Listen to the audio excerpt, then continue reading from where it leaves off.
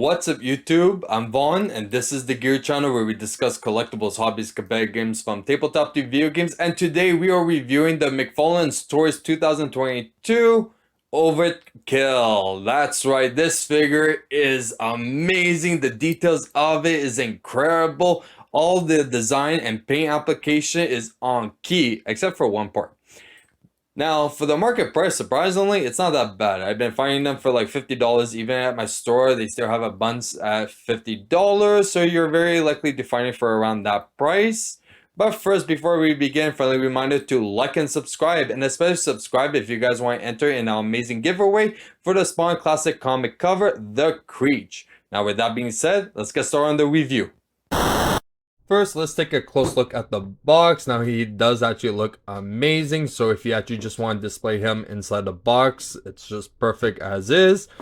If we check on the other side, we have some nice art. And then we have the full art over here based off the comic. Over here, we just have the Spawn. There's not really anything underneath it. And at the top, it's just a better view of the actual figure. So now it's about time to take him out of the box. Here he is, and let me tell you, he looked monstrous. This guy just looks scary as fuck, and honestly, this is such a cool figure. Out of all the overkills I own, this is definitely one of my favorite ones. All the details looks amazing. Also, it has so much articulation. Surprisingly, I actually thought it was going to be like pretty basic, but you can actually pose it in multiple ways. Let's take a close-up look. Taking a close-up look, we can see all that details, the gore. This thing is just so ugly. And honestly, I love it because of that. And all the paint job, the paint application, everything on it, you could really see that McFarlane really went all out with this figure. There was definitely no lack of the design or even the paint. Everything on it is perfect. And even just looking at that amazing face sculpt over there, oh, that just looks creepy. Now let's check the lower half. So even the lower half of his body still retain all that detail, the paint application, everything. Even look at those hands. Those hands are amazing. Yo, it's just really good details that they did. All the metallic of it. You can really tell that he is a cyborg. There is no mistaking of it. Honestly, this is probably one of the best overkills I have ever seen. Now let's check some articulation.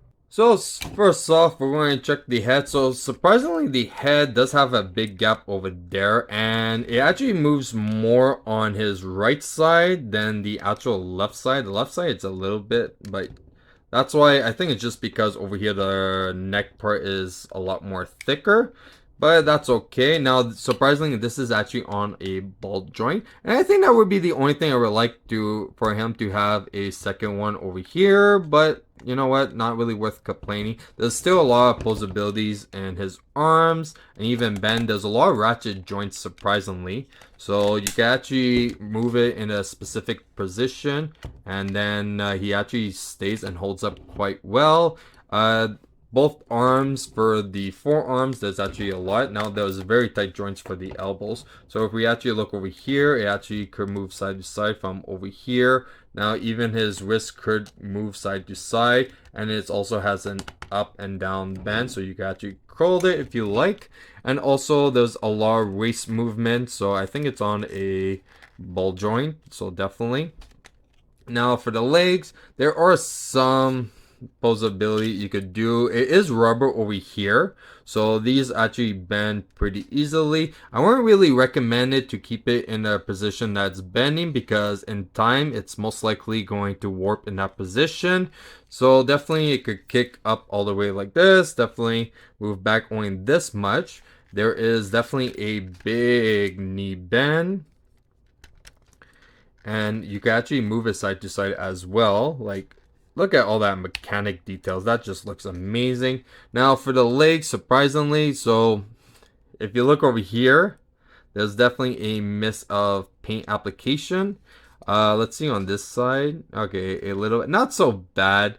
I think it's only this side that it's definitely a misprint over there. So the guy definitely missed that part, or how he sprayed it. He only did half fast job. So definitely there's a lot of movement. It could go up, it could go down, it could go side to side, it could also rotate. So he has a lot of different possibilities that you could definitely do. So if you want to display him in a specific pose, you definitely can. Now I think it's about time we check some size comparison. And here he is next to the Mandarin Spawn, who is a pretty tall figure. And here he is next to the Violator. Now let me tell you, I literally took this guy out of the box just so I could do a size comparison with Overkill, and I did not know how tall this guy was, and I am super excited to do this as my next review. And finally, here he is next to Gore, who I actually thought was going to be way taller than Overkill, but honestly, they're actually pretty much the exact same height. Maybe Overkill is like a tiny bit taller, because I know like Gore's head is like misshaped, but if we're going by that, technically Overkill is a little bit taller. But I was very surprised because I also just opened this as well for this size comparison, but I thought he was going to be around the same size as the Violator. And that's it for our review. Now, if you guys enjoyed today's video, you know what to do. Like and subscribe, and especially subscribe if you guys want to enter in our amazing giveaway. And if you want a sneak peek of future products we're planning to review here on this channel, you can follow me on my Instagram, VaughnGear. I'm Vaughn, and this was the Gear Channel.